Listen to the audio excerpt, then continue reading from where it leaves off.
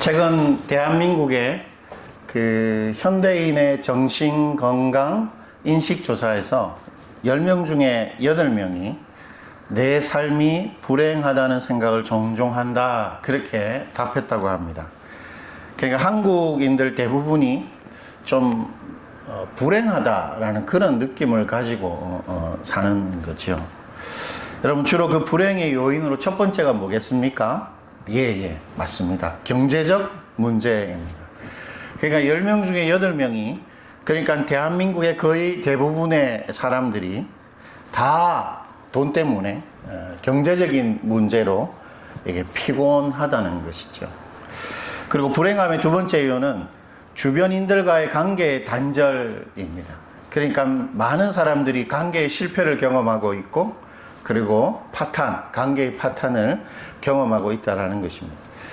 근데 사실 우리를 불행하게 하는 실제적인 요인은 바로 갈등이죠. 이 갈등이 가장 근본적인 불행의 요인이라 할 수 있는데요. 우리가 살아가면서 주로 겪게 되는 갈등은 크게 공적인 갈등과 사적인 갈등으로 구분할 수 있겠지요. 그러니까 공적인 갈등이라 하면 뭐 이런 거 아니겠습니까? 소득의 양극화, 그 다음에 자산의 격차. 그러니까 부동산을 얼마나 가지고 있는가 못 가지는가에 따라서 사람의 상하가 결정되는, 마치 조선시대의 계급 갈등 같은 그런 갈등이 한국 사회에는 있지요. 그리고 일상에 우리가 경험하는 직장 내에서 특히 권력 관계에서 오는 갑질, 그런 갈등이 있습니다.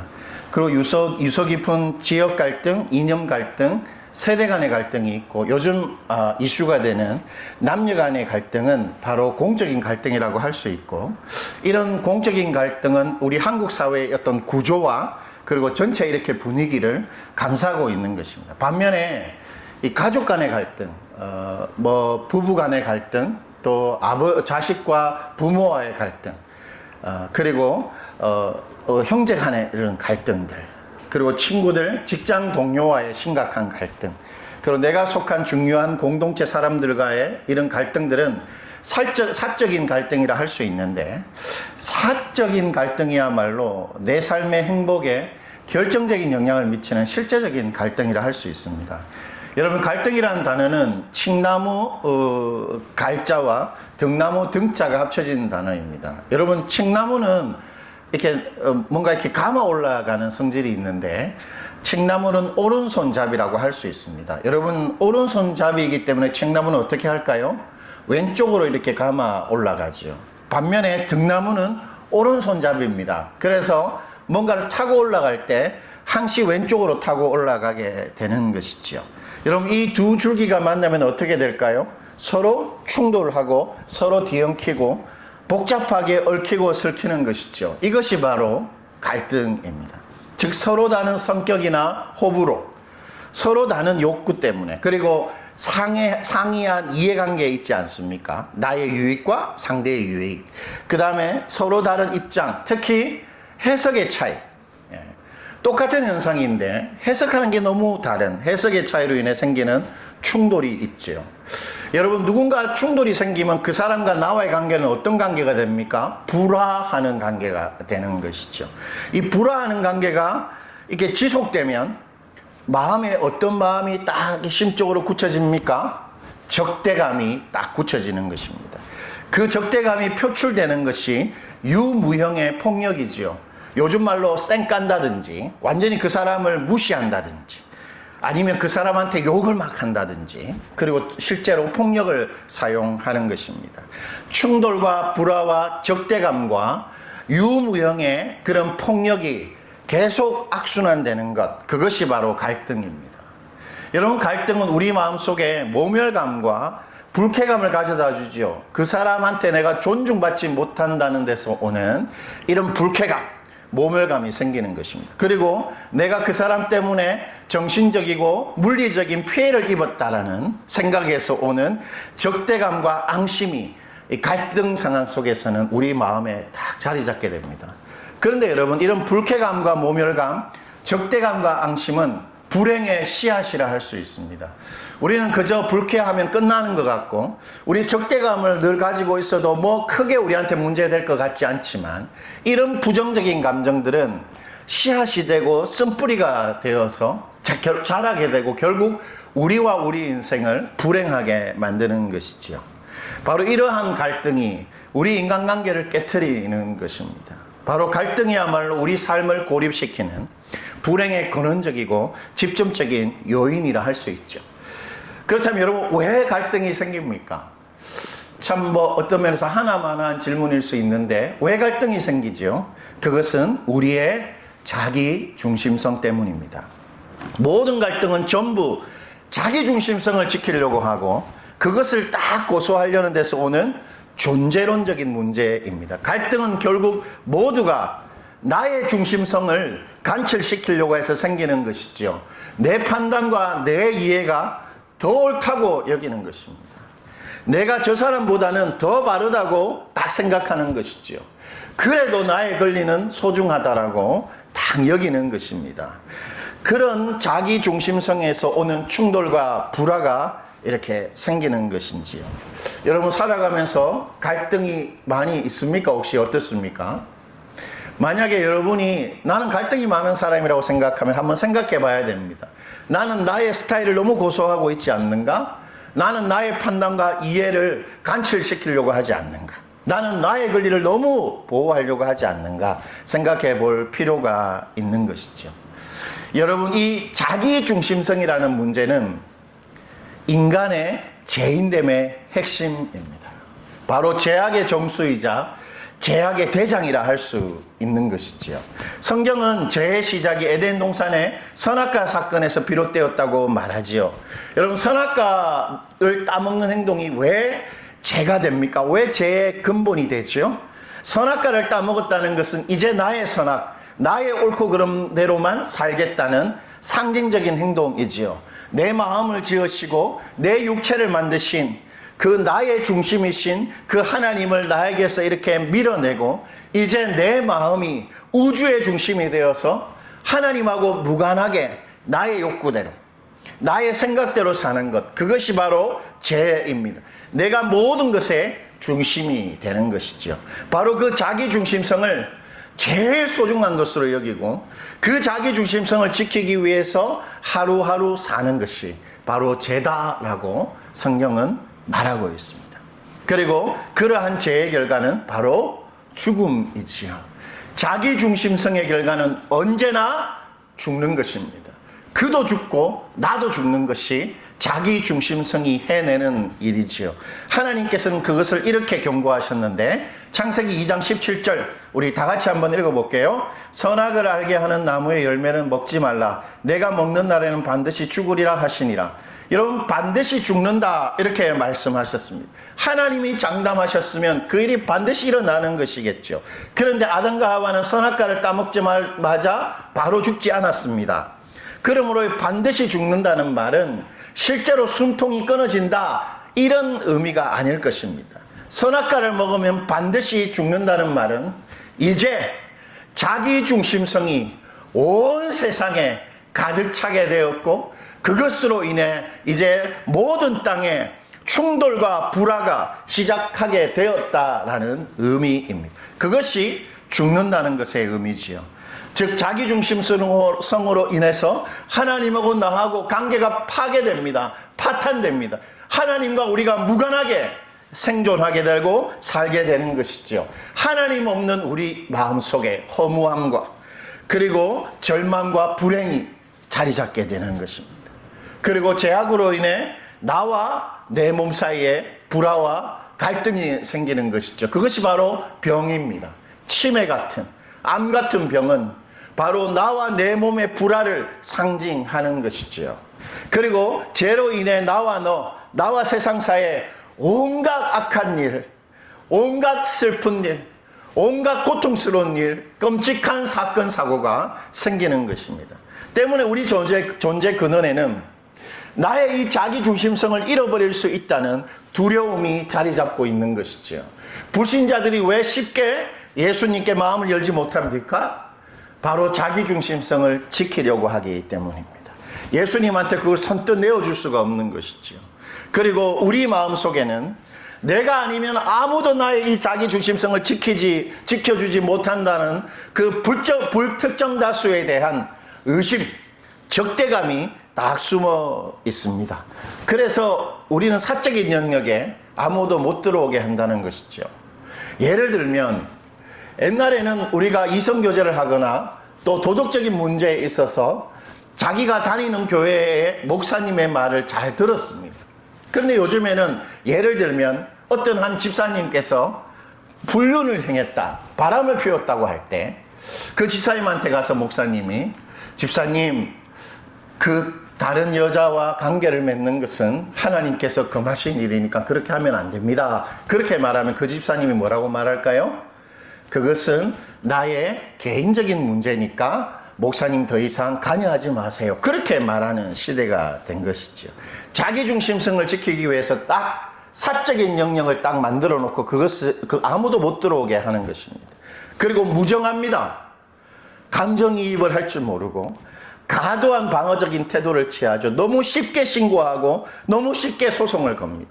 그리고 과도한 감정 표현, 마치 준비라도 되고 하루 종일 연습이라도 한 사람처럼 막 악한 말, 욕을 이렇게 표현하는 것이지요. 그리고 폭력을 사용하는 것입니다. 여러분, 바로 이러한 충돌과 불화의 요인인 자기중심성의 문제가 사라진 상태, 그것이 바로 화평입니다. 오늘 우리의 주제지요. 때문에 화평이란 단순히 충돌이나 불화가 없는 평화롭고 평온한 상태가 아닙니다. 왜냐하면 우리가 경험하는 화평을 방해하는 모든 충돌과 불화는 전부 자기중심성, 죄의 문제이기 때문입니다.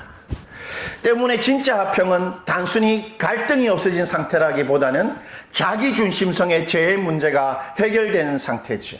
바로 하나님과의 그 샬롬, 하나님이 우리 인생에 주시고자 하는 샬롬이 회복된 상태입니다. 우리 죄에 대한 하나님의 진노가 사라집니다. 그리고 하나님이 우리를 너무 좋아하시고 우리도 하나님을 너무 사랑하게 되는 하나님과 우리와의 샬롬이 생기는 것이죠.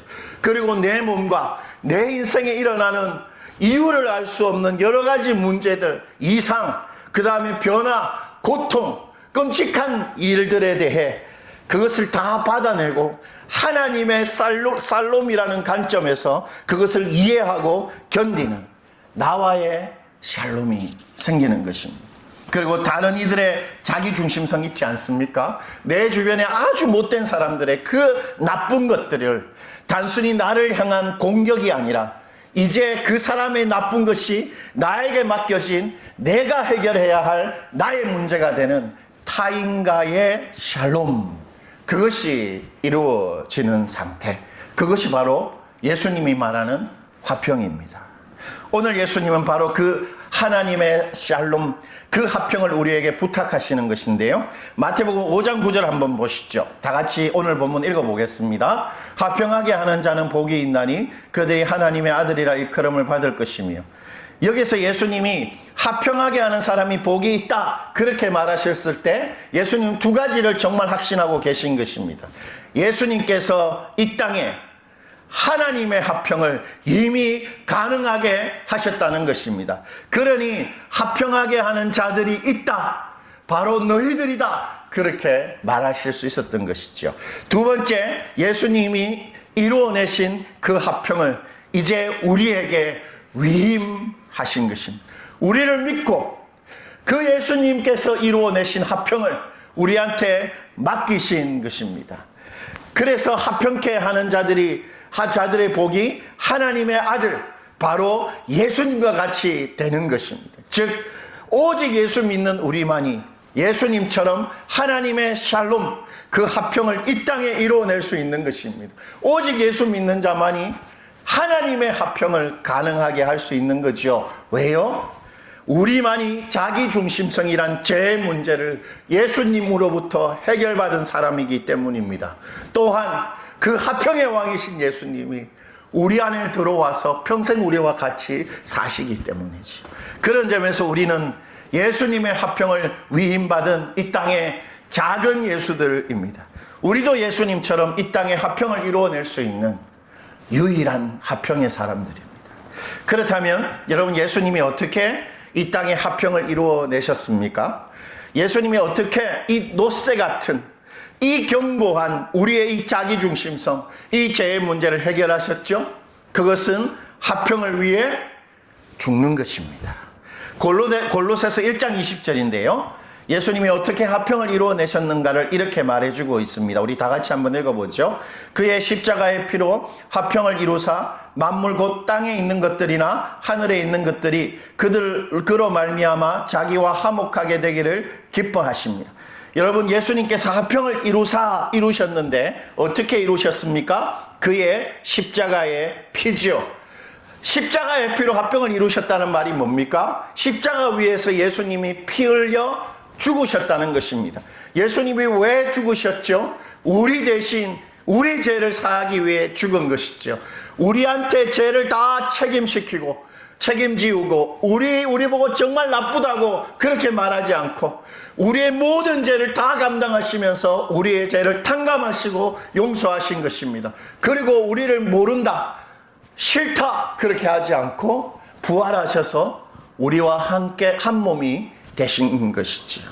즉 하나님은 예수님의 대속의 죽음을 통해 우리의 모든 죄를 전부 탕감하시고 죄를 하나님이 책임지신 것입니다. 그리고 우리를 멀리하지 않고 우리와 친밀한 관계를 맺고 사랑하고 우리와 함께 사시는 것이지요. 그 대속의 죽음을 통해서 예수님이 우리와 화평을 이루어내신 것입니다. 그러므로 이 땅의 화평은 오직 대속의 죽음으로만 가능한 것입니다. 때문에 우리가 하나님이 우리에게 맡기신 하나님의 화평을 이루어내는 방식도 동일합니다. 우리도 대속의 죽음을 죽는 것입니다. 좀 여러분 너무 가하다, 비현실적이다 그런 생각이 드시죠? 예를 한번 들어볼게요. 하나님이 야구장에서 투수가 되셨다고 한번 상상해 보십시다. 하나님이 공을 던지면 100개를 던지면 몇 개나 스트라이크가 들을까요? 예, 하나님이 스트라이크를 던지고 싶으면 100중 100발 100중 100개 다 스트라이크가 될 것입니다. 그러나 우리가 공을 던지면 저 같은 사람은 100개 중에서 한 2개 정도 스트라이크를 던질 수 있을 것입니다. 하나님과 우리는 완전히 다르죠. 하나님은 전능하고 완벽하십니다. 100발 100중이지요. 그러나 우리는 그렇지 않습니다. 그러나 스트라이크가 들어가는 원리는 하나님이나 우리나 동일한 것입니다. 바로 이것이지요. 우리도 하나님처럼 대속의 죽음, 그 죽음으로만 이 땅에 화평을 이루어낼 수 있는 것입니다. 원리는 동일한 것이지요. 이렇게 하라는 것입니다. 우리도 하나님처럼 그 사람의 자기중심성 다 받아내라는 것입니다. 그 사람 때문에 생긴 나의 피해와 고통, 나의 이 모멸감과 나의 이 원한을 보상하라. 네가 사과하라. 용서를 구하라. 책임져라. 절대로 말하지 않고 그 사람의 이기적이고 그 사람의 못됐고 그 사람의 한심한 것 내가 다 감당해내는 것입니다. 죽는 것이지요. 그리고 같은 공간에 있기조차 싫은 그 사람을 절대로 내 인생에서 배제시키지 않고 사귀고 기꺼이 함께하는 것입니다. 죽는 것입니다. 오직 이러한 대속의 죽음만이 화평을 가져다 주는 것이죠. 그런데 일단 이러한 대속의 죽음이 우리에게 가능한가? 그 여부를 떠나서 왜 꼭 그렇게 죽어야만 화평이 이루어집니까? 왜냐하면 대속의 죽음 없이는 이 땅에 그 누구하고도 화평은 불가능하기 때문입니다. 하나님조차도 이런 말이 맞을 수 있는지 모르겠지만 대속의 죽음 없이는 우리와 절대로 화평할 수 없는 것이죠.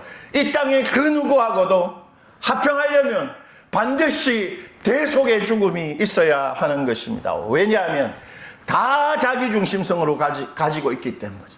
다 자기중심성으로 살아있기 때문입니다. 누구 하나 죽지 않으면 절대로 화평은 이루어질 수 없는 것이지요. 여러분, 인도에 선교사인데 글레이디스라는 여자 선교사가 있었습니다. 그분은 남편과 어린 자녀 3명과 함께 인도의 극빈 지역에서 나병 환자를 섬기는 의료 선교사였습니다.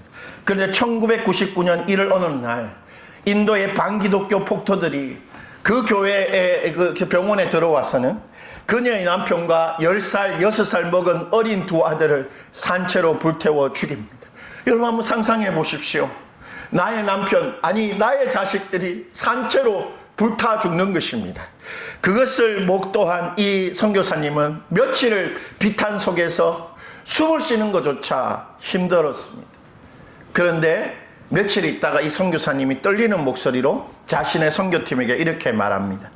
이 일을 저지른 사람이 누구든지 우리 용서하십시다. 제가 인도로 가지고 온 기쁜 소식이 이것이니 모든 죄가 예수 그리스도를 통해 사해진다는 것입니다. 그녀는 자신의 말대로 그 끔찍한 인도를 떠나기는커녕 홀로 남은 딸과 함께 똑같은 곳에서 똑같은 인도 사람들을 평생 섬깁니다. 이처럼 그 사람의 잘못을 다 받아내고 내가 감당하고 그 사람을 절대로 나에게서 배제시키지 않는 이 대속의 죽음의 원리만이, 이 죽음만이 화평을 가능하게 하는 것입니다. 그것이 복음의 핵심입니다.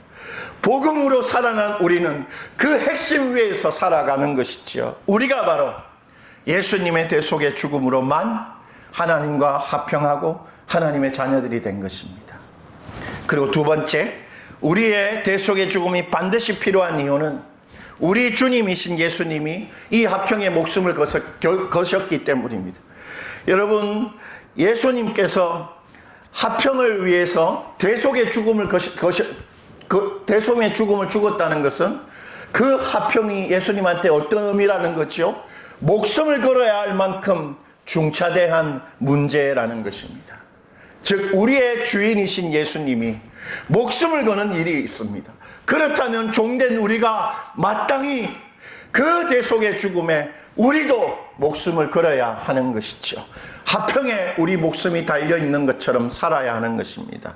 그런 점에서 오늘 예수님께서는 이 팔복을 통해 우리에게 이렇게 말하는 것입니다. 내가 화평을 위해 목숨을 걸었듯이 너도 나의 화평을 위해 너의 목숨을 걸어라.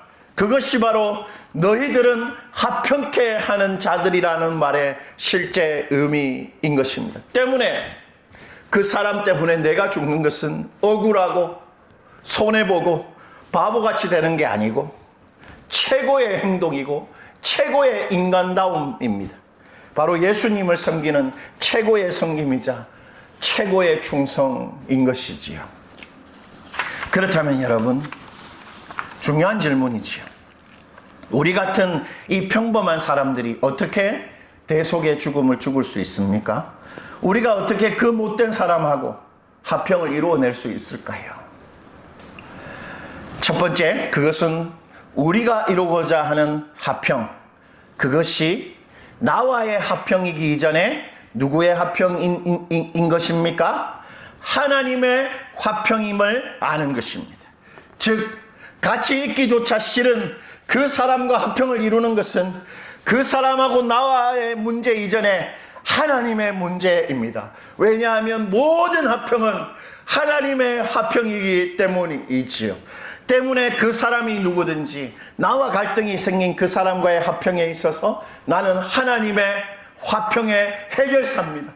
나는 하나님의 해결사가 되는 것입니다. 하나님 대신해서 그 사람하고 하나님의 화평을 이루어내는 것입니다. 그러한 믿음이 있을 때에야만 화평하기 싫은 그 사람 앞에 화평의 문을 이렇게 쫙 열 수 있는 것입니다.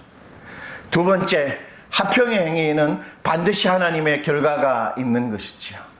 화평을 이루려는 노력은 땅에 씨를 심는 것과 같다. 성경이 그렇게 말하는데요. 야고보서 3장 18절이 그것을 이렇게 묘사해주고 있습니다. 우리 다 같이 한번 읽어볼게요. 화평하게 하는 자들은 화평으로 심어 의의 열매를 거두느니라. 우리가 누군가 앞에서 죽을 때 우리는 하나님의 화평에 씨를 심는 것입니다. 그 씨는 그냥 평범한 씨가 아니고 하나님의 씨이기 때문에 반드시 자라서 의의 열매, 하나님의 결과를, 그 화평을 반드시 가져오는 것이죠. 여러분, 씨를 뿌려보면 아시겠지만 당장에는 아무런 효과도 결과도 없는 것 같습니다. 즉, 우리가 그 사람 앞에 죽는 것은 무모하고 멍청한 짓 같고 아무것도 일어나지 않고 오히려 계속 갈등이 있는 그런 느낌을 줄 것입니다. 그러나 화평의 행동은 그것이 어떤 행동이라도 하나님의 결과를 가져옵니다. 예수님도 그것을 이렇게 말씀하셨는데요. 요한복음 12장 24절입니다. 내가 진실로 진실로 너희에게 이르노니 한 알의 밀이 땅에 떨어져 죽지 아니하면 한 알 그대로 있고 죽으면 많은 열매를 맺느니라. 우리가 죽지 않으면 그 어떤 화평도 없습니다. 우리가 그 사람 앞에 죽지 않으면 그 사람과 화평은 불가합니다. 우리가 죽는다면 그러나 반드시 하나님의 풍성한 열매들이 나의 것으로 경험되어지는 것이지요. 성경의 약속입니다. 거짓말하지 않고 절대로 모순이 없는 성경의 약신.